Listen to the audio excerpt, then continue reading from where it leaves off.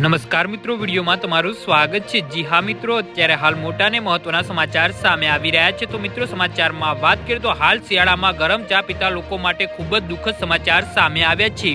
શિયાળાની ઋતુમાં દરેક વ્યક્તિને ગરમ ચા પીવાનું પસંદ હોય છે। ઘણા લોકો ખૂબ જ ગરમ ચા કે કોફી પીતા હોય છે, પરંતુ શું તમે જાણો છો કે આ આદત તમારા માટે નુકસાનકારક સાબિત થઈ શકે છે?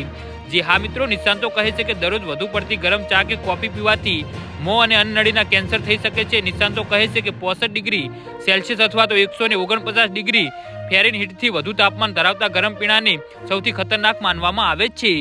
જી હા મિત્રો, અત્યારે હાલ મોટા સમાચાર સામે આવી રહ્યા છે।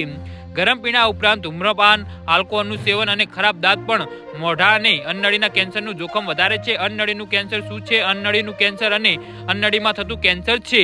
આ કેન્સર અન્નનળીના આંતરિક સ્તરમાં શરૂ થાય છે અને જેમ જેમ તે વધે છે તેમ તેમ બહારના સ્તરોમાં ફેલાય છે। અન્નનળીમાં કેન્સરના બે સૌથી સામાન્ય પ્રકાર છે, એક એન્ડોકાર્સિનોમા અને બીજું સ્ક્વામિક સેલ કાર્સિનોમા। જી હા મિત્રો, તો આના વિશે તમારું શું કહેવું છે? તો નીચે અમારી કોમેન્ટ બોક્સમાં જરૂરથી જણાવજો અને અમારી યુટ્યુબ ચેનલને સબસ્ક્રાઇબ કરવાની ભૂલતા નહીં। વિડીયો પૂરો જોવા બદલ તમારો ખૂબ ખૂબ આભાર।